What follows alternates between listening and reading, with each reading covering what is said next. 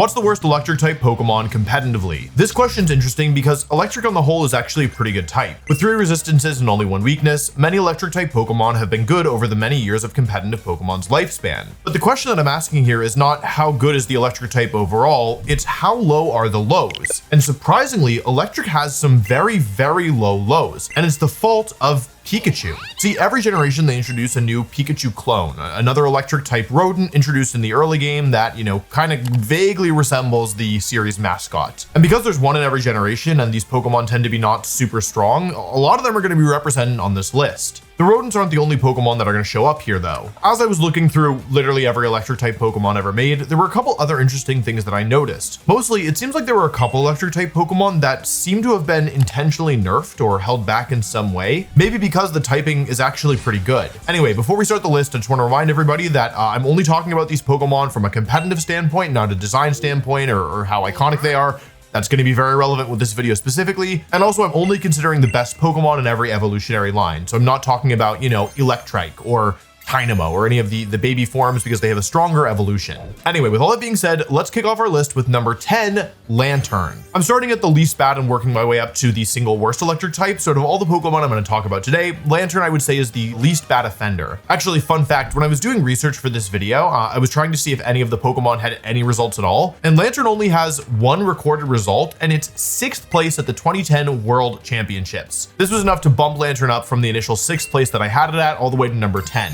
Now, Lantern, I would say, is not a bad Pokemon, but it's also not a very good one. One thing that Lantern does have going for it is the typing of water and electric. Electric only has 1 weakness and water only has 2, and when you combine water with electric, you lose one of water's weaknesses, which is a really roundabout way of saying that Lantern is only weak to grass and ground type moves. Water and electric are also pretty good offensive types, and although they don't work that well together since neither can hit opposing grass or dragon types, they also are just generally nice types to have on your team. One of the big draws of Lantern is that it gets 2 rather useful abilities in Water Absorb and Volt Absorb. These abilities, as you're probably aware, make you immune to the type named and also give you healing whenever you are hit with one of the moves. I didn't play back in 2010, but my guess is that Lantern was used in large part because it was so good into Kyogre, being able to be immune to its water type moves, then hit it for super effective with electric type attacks. Of course, this is the worst electric types of all time list, so we have to talk about what makes Lantern bad, as well as the things that it can do. The big issue with Lantern is the stats. While it does have a high HP stat, pretty much every other stat is disappointing at best. Defense and special defense are quite low, but because the HP is high, you can kind of justify this, but the fact that it doesn't have a good offensive stat and it's slow really just makes Lantern very difficult to use. I would also say that it doesn't have a great move pool. Like, it does get the normal water and electric type moves, which is nice, but I would not say that it has any especially broken or even really noteworthy moves in its move pool. Like, you get Thunderbolt and Scald and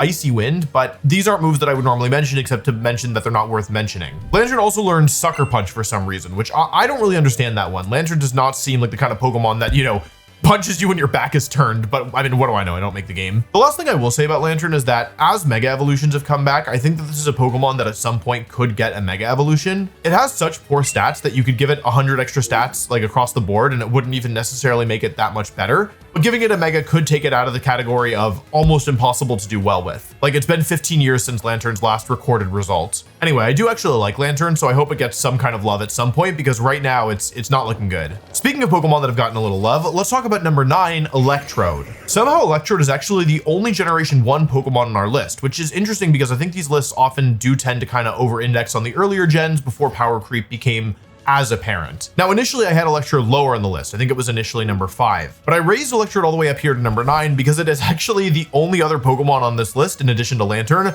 that has a single recorded result. Actually, it has 2 results. It has one in 2014, getting top 30, 33rd at US Nationals, and then a top 32 at Knoxville Regionals in 2023. So Electrode is tough. Similar to Lantern, it's not very good, and the big issue is the stats. Electrode is neither bulky nor especially strong. However, it does have one thing going for it, and that is its absurdly fast natural speed stat. It's not going to be able to use the speed to do damage, but it can use it to support its teammates. It can do this in a couple different ways. One option is to use the move Rain Dance to control the weather. This can be nice because if you have a Pokemon with Drizzle, you might not want to switch it out and then switch it back in again to reset the rain, and so Electrode gives you an alternative because it is so fast. You can also use some supporting moves like Electro Web and Thunder Wave to control the speeds of the battle to help your partner outspeed key threats. Electrode, I would say, is partially a victim of power creep because while it is a very fast Pokemon, Pokemon, it's not the best way to get speed control over the battle, or frankly even weather control. When Generation 5 introduced the Prankster ability, it basically made Electrode, I won't say obsolete, but it did make it a lot harder for Electrode to actually do something unique that felt good, because using a really fast Pokemon to use Electro Web to control the speed of the battle is just inferior to having your little bird use Tailwind to double your team's speed for the next 4 turns. It's also worth noting that the addition of dynamic speed to the Pokemon franchise, which happened in Generation 8, made things a lot harder for Electrode. For those of you unaware, basically it used to be that if you affected the speeds of the battle, it wouldn't take effect until the following turn. So if you used a move like Tailwind, your partner would not immediately receive the benefits. However, that's changed, and now any kind of speed control activates immediately. The reason this is bad for Electrode specifically is because it is rather frail, and if you're able to use Tailwind and then attack Electrode before it can move, it will often go down right away. That being said, I do want to call out that Electrode has a pretty decent move pool, and so it is possible in certain formats where there aren't good, Prankster or Tailwind users, it can do something. It did see play as recently as, 3 years ago, and so it's certainly not the worst Pokemon on our list. Electrode also gets the move Light Screen. I don't think it gets Reflect. Oh, it does get, wait. Okay, it actually doesn't get Reflect. Only the Hisuian version gets Reflect, which I think is really mean because you could give Reflect to Electrode. And actually only the regular form gets Light Screen. So each of them can only set up 1 screen, which is silly. They should both get the screens. Also, speaking of Hisuian Electrode, it does not end up on this list. It's not that much better than Electrode, but it is enough better that it keeps it off the list, because Electrode is not the worst electric type. It's actually not that bad. Anyway, I've rambled about Electrode a lot. It's not a good Pokemon, but it does have some stuff it can do. And so it's in the category where if this is your favorite Pokemon, I'm really sorry, but I'm not in mourning for you. You can do something with this. Now, while Electrode is not my favorite Pokemon, I do like it. I think Pokemon that excel in one area are really cool, and Electrode being so fast is inspiring to me. This video's sponsor, Raycon, reminds me of Electrode in some ways. Their essential open earbuds help me lock in when I'm running, just like an Electrode using Electroweb to make sure that it is the fastest thing on the field. That's because the essential open earbuds sit just outside your ear canal, giving you a clear sound but allowing you to hear what's happening around you, meaning I can actually run safely without worrying about how well I can take a hit from a Room.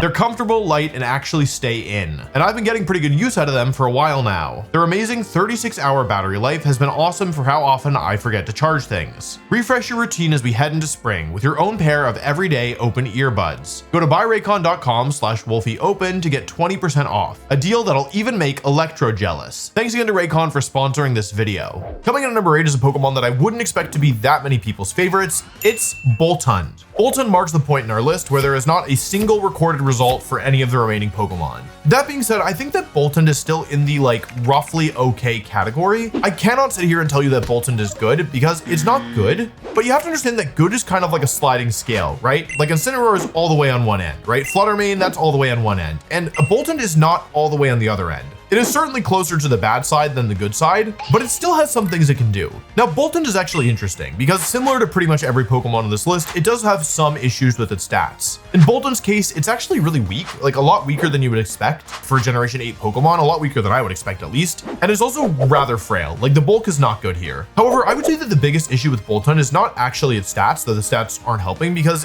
it is pretty fast. The biggest issue with Boltund is actually the move pool. So because none of these Pokemon have any recorded results, I can't really tell you what they have done because they haven't done anything. But what I can tell you about is how I think the Pokemon would best be used if you wanted to bring this Pokemon to a tournament. And in Boltund's case, the answer, in my opinion, is rather obvious. Boltund gets a hidden ability called Competitive, and this ability is very, very good. Basically, Competitive is like the special equivalent of Defiant, and if you don't know what that means, it means that whenever one of Boltund's stats is lowered, it gets a +2 boost to its special attack. If you haven't already received a boost or a drop, this effectively doubles your special attack stat. And this was especially relevant because in the Dynamax era, when Boltund was introduced, many max moves had the secondary effect of lowering one of your stats, and so you could pick up these competitive boosts, I would say easier than in other generations, because you would still get the stat boost even if the opponent using the max move targeted your partner and not Boltund itself, because it would drop both of your team's stats. So even though Boltund doesn't have great stats, because it was introduced in the Dynamax era and because it has this ability of competitive, it actually could have had some use if it was a little bit better. Which brings us back to the main issue with Boltund, which is its really lacking move pool. Boltund is an electric type Pokemon, and it learns a number of electric and normal type moves. And that's pretty much all of the moves that Boltund learns. Boltund learns exactly one special attack that is neither normal or electric, and it is Snarl. Dark is not an especially good offensive type in general, and also Snarl is super weak. It's not a move that you use for damage. So they basically created this Pokemon that's intended to be this fast and somewhat weak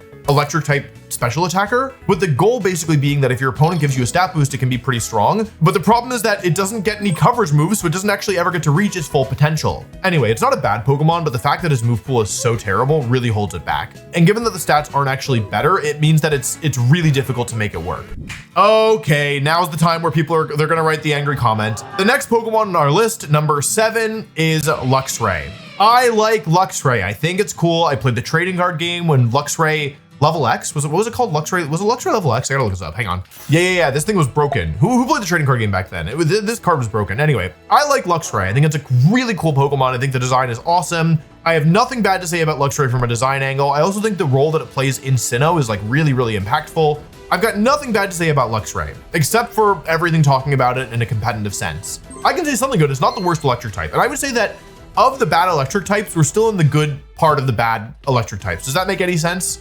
Okay, let's talk about the good things with Luxray before people get too upset. First of all, Luxray has a really good attack stat. For this list, Luxray has an incredible attack stat. I actually think it's the highest offensive stat of any Pokemon on this list. With base 120 attack, Luxray, it can do damage. It can't KO everything in one hit, but it can do some damage. Also, Luxray has 2 good abilities. It has Intimidate, which is very good, and it also has the hidden ability Guts, which can give it a power boost. Also, great shiny form. Really like shiny Luxray. I would say that Luxray does not have one glaring weakness, one glaring flaw that I can point to and say like, this is the reason why this Pokemon is bad. What I would say about Luxray is that the way that all of the different attributes kind of come together, it makes it a bit awkward to use. I would say that the single biggest issue holding Luxray back is its relatively low speed stat. And actually, I would say it's not even that low. It's in this awkward middle ground. Luxray has base 70 speed, which is slower than most Pokemon you would expect in like any given format, but it's also not quite slow enough that it makes it a viable Pokemon inside of Trick Room. So even though the stats are overall pretty good, like the bulk is not bad and the attack is quite good, the speed being in this awkward middle ground makes Luxray not impossible to use, but it holds it back a fair bit, I would say.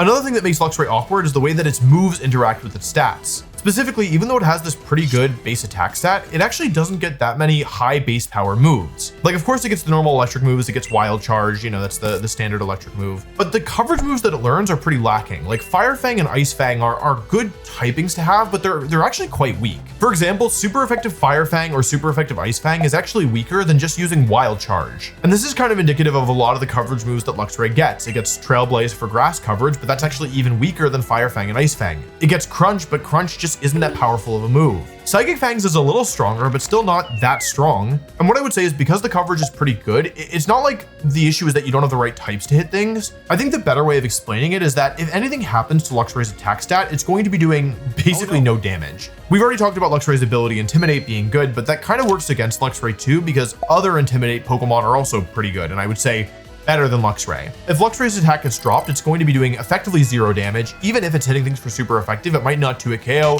a lot of common Pokemon. I don't think -1 Fire Fang 2-shots Rillaboom. I don't even know if -1 Fire Fang 3-shots Rillaboom. And if you run an item like the Clear Amulet to get around Intimidate, it's an option, but you also will have to watch out for the fact that you're not doing that much damage because you aren't boosting your moves further with like Guts or with Life Orb or Choice Band or something. Luxray is another Pokemon that I think could get a Mega Evolution because it is so popular and so iconic. And that would give them a chance to kind of rework the stats to make it probably being faster would be a big deal and maybe giving it even more attack. That's my recommendation for Mega Luxray. Anyway, it's a cool Pokemon. It is iconic, but it's not that good. It's not that bad either though. We're not in the bad part yet. All right, the next 2 Pokemon on our list are the transition point from like good bad to bad bad. These are middle bad Pokemon. Starting with number 6, we have Stunfisk. I think Stunfisk is so funny. I don't think it's a popular Pokemon. I like it a lot. I think I'm also biased towards Pokemon that were like from Generation 5, just because that's like when I started playing competitively in like official tournaments. So I feel like I have a soft spot for them. That being said, Stunfisk is not very good, although it is good in Legends ZA battle mode. That's one fun fact for you. Stunfisk is an electric and ground type Pokemon, which I would say is actually like, it's not great typing, but I don't think it's inherently bad. You do get a couple annoying weaknesses in water, grass, and ice, but the thing about adding ground to electric typing is that ground and electric typing together are not the single best combination, but it does give you the ability to hit flying types for super effective damage, which, you know, ground types struggle with. So I would say it's not the worst combo either.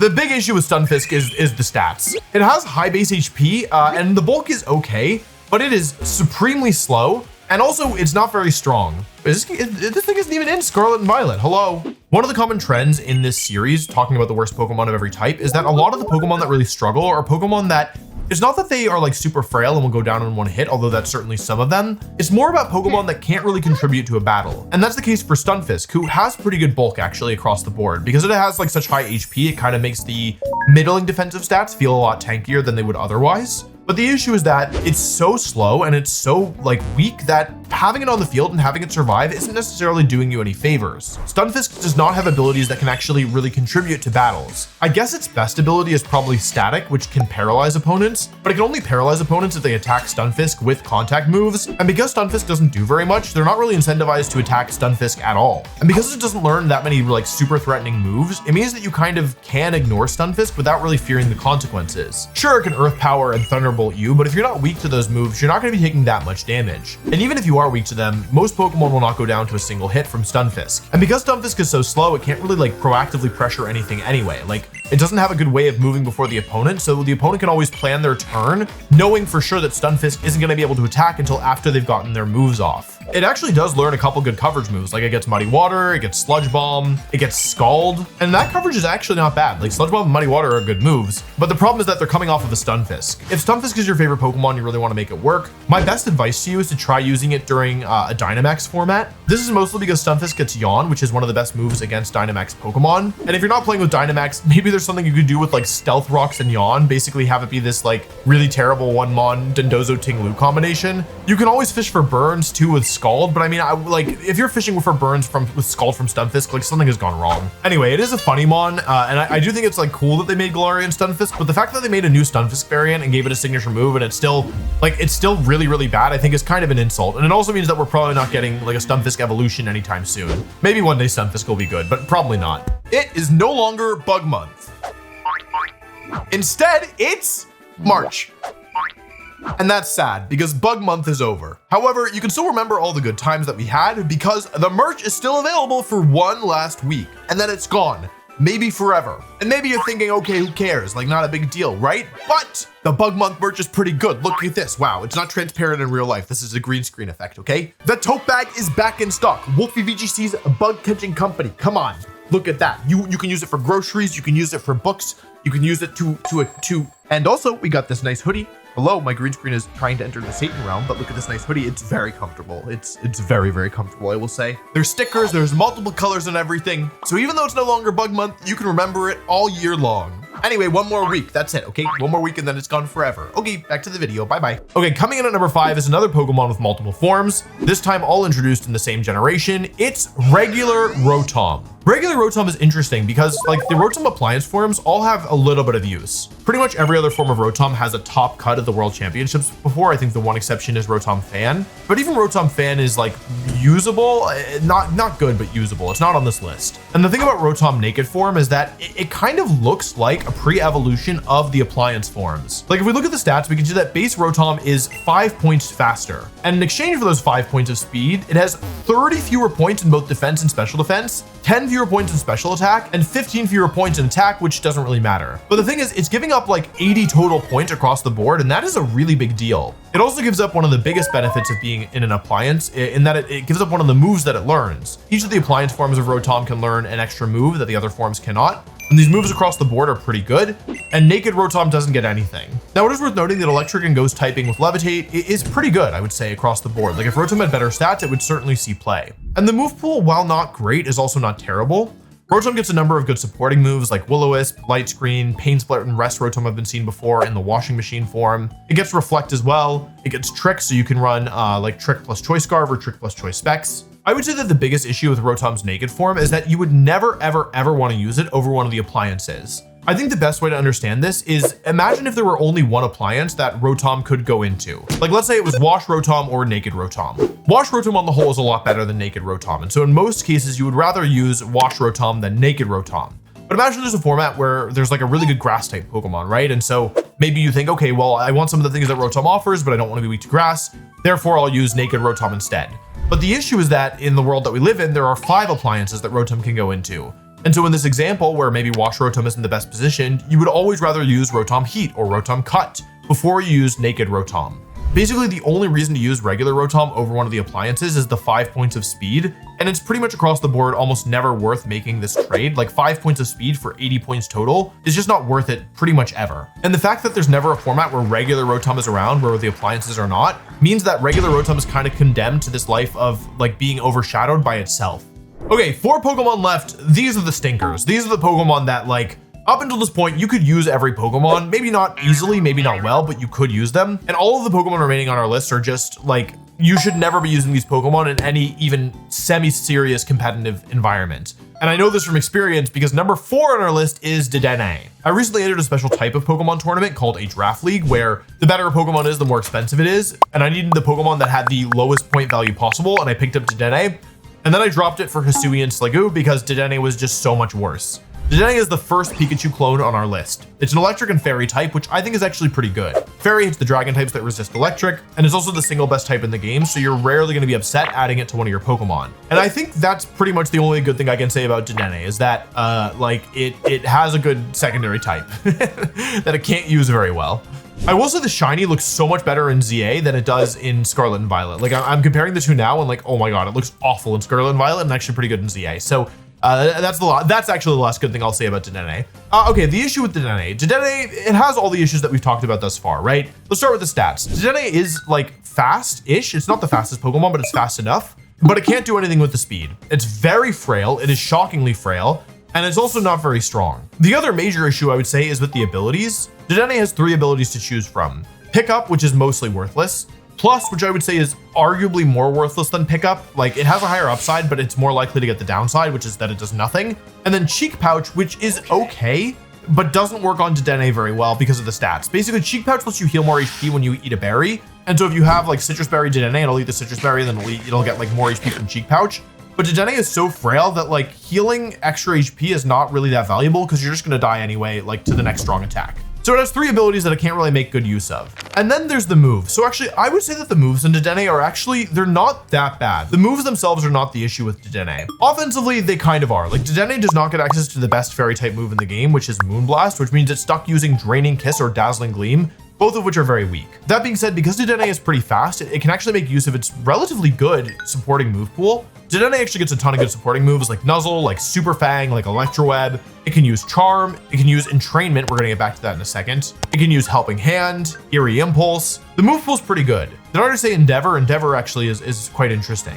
And I do think that if Dedenne had better stats and specifically better bulk, you could justify using it. Like this move pool is good enough and the speed is high enough that in like specific scenarios, it could be worth using Dedenne. Like I won the world championships with Raichu and it had a lot of these same moves. I mean, of course, Raichu also gets Fake Out, which is a pretty big deal, but I ran Nuzzle and Endeavor and Volt Switch, which is all moves that Dedenne learns. Also, can I just say a lot of the Pikachu clones get moves like Fake Out and Follow Me, and Dedenne doesn't get any of them, and that feels like a real letdown. Anyway, all this is theoretical, and it doesn't really matter because Dedenne's bulk is so tragic that it can't play this role of this fast and annoying support Pokemon, because even if you Eerie Impulse something or Charm something, because battles are double battles, you're pretty likely to just get blown up by the partner. Like if Dedenne could stick around for multiple turns and use like Nuzzle and Super Fang and I don't know, maybe some like, like Eerie Impulse, like if it got 3 turns of those moves, it would be worth using. But realistically, if you get 2 turns, you've kind of high rolled. Now, if you want to use Dedenne, there is one set that I could imagine having some use, and that is with the move Entrainment and its ability Plus. Plus is an ability that doesn't do anything unless the partner also has either the plus or the minus ability.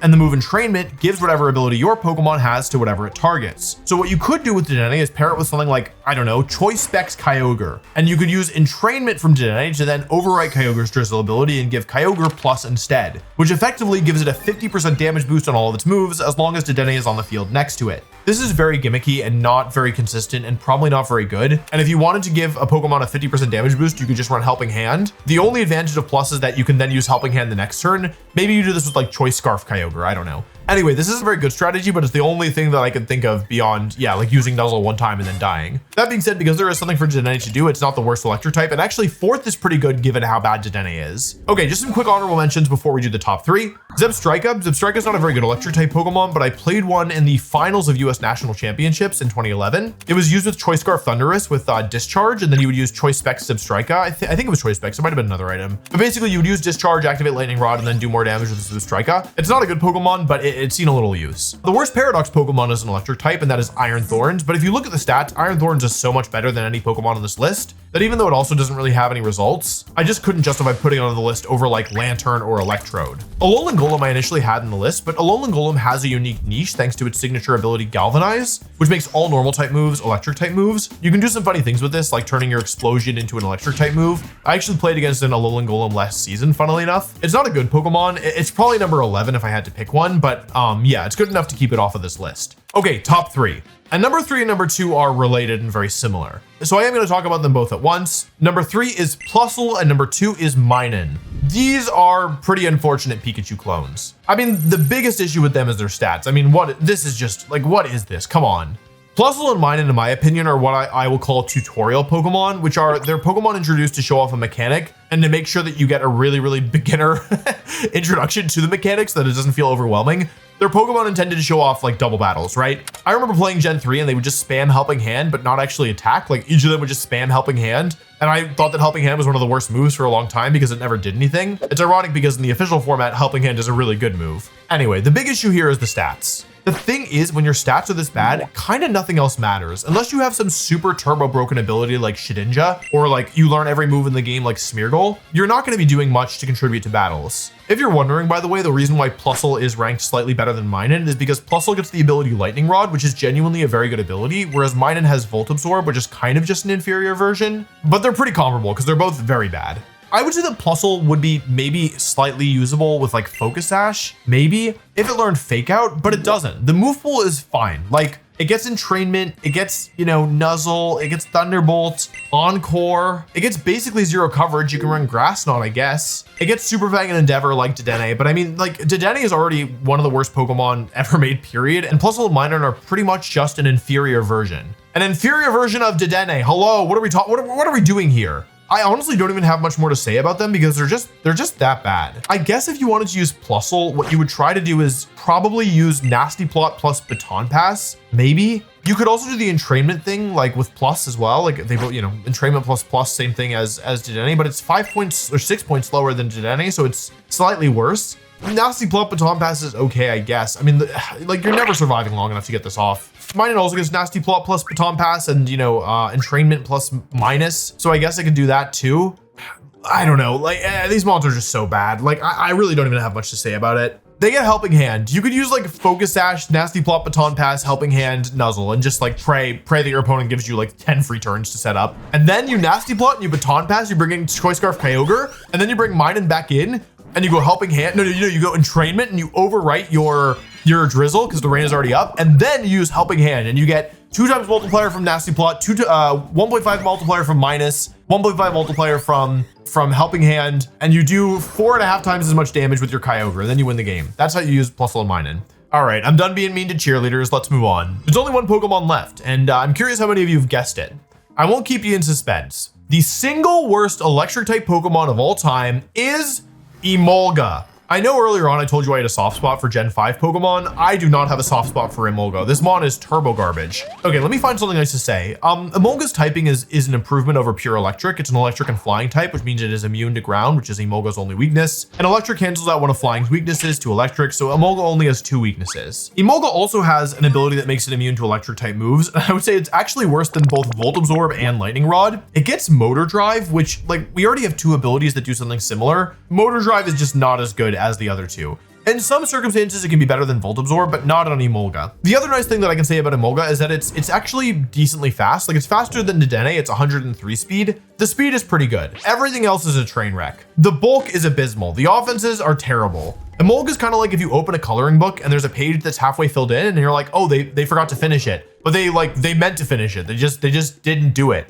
Emolga's like half of a Pokemon. That's the best way I can put it. You have half, if you're using Emolga, you have half of a Pokemon. With mediocre abilities and really terrible base stats, you would think that they would give Emolga some kind of useful moveset, right? And yet somehow they have not even done that. Unlike most of the other Pikachu clones, Emolga does not learn Super Fang, which is a really big deal because Super Fang is your best way of doing damage because you're not doing it with your base 75 special attack stat. It also, as a flying type, does not learn Hurricane. Like maybe if you were delusional, you could put it on a rain team and use like Hurricane and Thunder. And with Choice Specs Emolga because it's pretty fast because you forgot about Zapdos and Thundurus and and Kilowattrel and every other better alternative, but you remembered Emolga for some reason. But you cannot even do that because it does not learn Hurricane. It also doesn't learn any of the other good Pikachu clone moves like Fake Out or Follow Me, because why would it learn those? And it also learns barely any coverage moves. It gets Energy Ball, which can hit the water types that you're already hitting for super effective. And that's literally it for special attack and coverage moves, except for like Hyper Beam. Does it even learn Hyper Beam?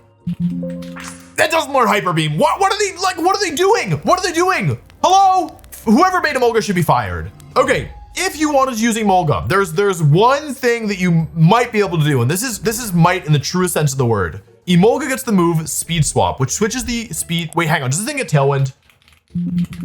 It doesn't get Tailwind. It's a flying type. It doesn't get Tailwind. What are they doing? I can't. We gotta end the video. What I was saying is that Emolga gets the move Speed Swap, which switches the speeds of the target and the user. And because Emolga is decently fast, this is like theoretically kind of good.